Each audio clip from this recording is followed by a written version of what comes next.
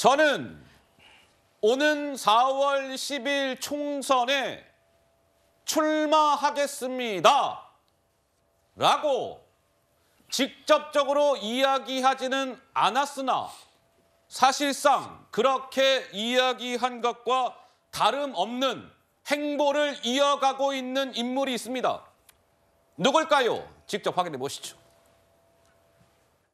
윤석열 정부는 수사권과 기소권이는 검찰권이라는 법률적 무역을 갖고 있는 거죠. 칼을 마음대로 자르고 휘두르고 찌는 사람은 칼을 뺏어야 되거든요. 망나니도 칼 들고 막 술 취해서 목을 자릅니다. 망나니처럼 칼을 검찰이 쓴다면 그 칼을 뺏어야 되죠. 일부 정치 검찰들이 특정 사조직 라인들이 수사권과 기소권이라는 검찰권을 가지고 대한 검구로 지금 만들고 있는 게 아닌가. 자, 조국 전 법무부 장관 이야기입니다. 조국 전은요, 총선에 출마하겠습니다. 이렇게 직접적으로 이야기하지는 않았으나 사실상 그와 다름없는 행보를 이어가고 있다. 이런 말씀을 드렸는데 그 이유가 있습니다. 먼저 조 전 장관의 목소리가 추가로 하나 더 준비되어 있습니다. 이어서 한번 들어보시죠. 현재와 같은 신검부 독재 체제가 종식되어야 하고 제가 돌 하나는 들어야겠다 이런 마음을 갖고 있습니다.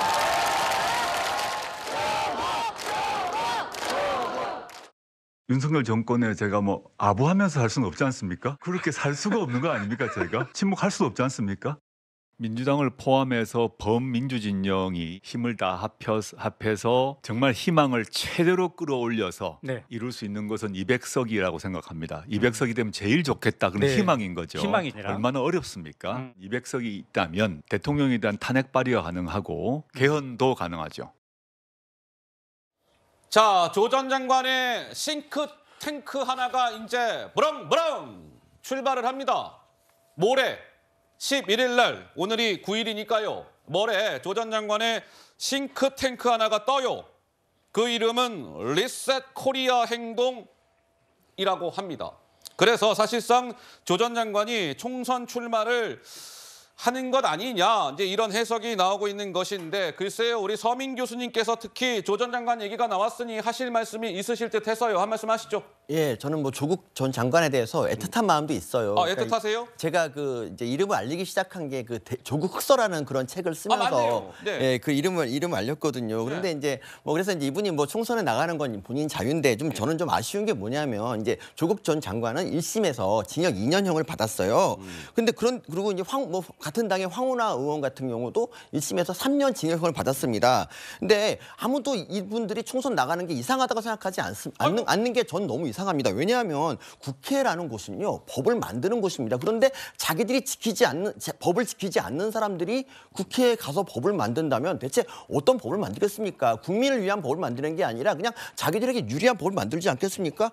민주당에는요, 이런 되게 좋은 조항이 있어요. 그러니까 당대표로 나가는 사람은 부패로 기소하면 안 된다. 기소된 사람이 안 된다. 이런 좋은 말이 있는데 저는 국회의원 출마에 대해서도 최소한 그 대법원에서 무죄 판결 받기 전까지는 기소된 사람은 못 나간다. 이런 법안 만들어야 되지 않을까 싶습니다.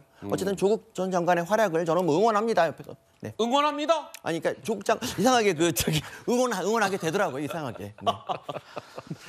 자, 이런 겁니다. 조국 전 장관이 지금 이제 출마를 할 것처럼 보이잖아요. 근데 조 전 장관은 지금 우리 서민 교수 말씀하시는 것처럼 지금 재판을 받고 있는 피고인 신분입니다. 그런데 지금 이제 목소리 하나 또 들으실 거예요. 역시 마찬가지로 이분도 피고인 신분에 있습니다. 소위 문재인 정부 때 아주 잘 나가던 검사입니다. 누굴까요? 직접 확인해 보시죠.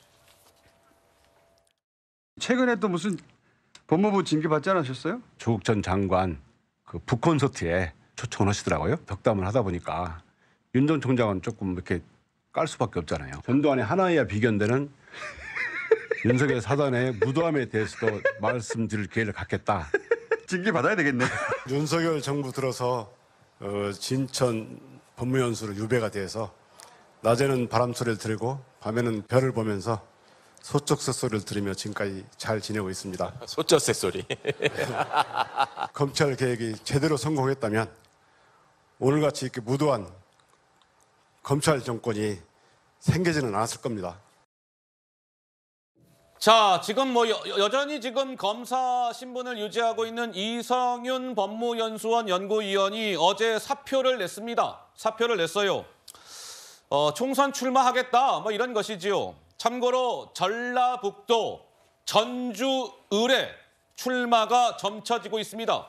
그곳에 지금 현역은 진보당의 강성희 의원인데, 자, 이성윤 위원이 어제 소셜미디어에 사표를 냈습니다라고 하면서 이렇게 적었습니다. 윤석열 이 사이비 정권을 끝장내고 윤석열 사단을 청산하는데 저 이성윤이 최선의 노력을 다하겠습니다.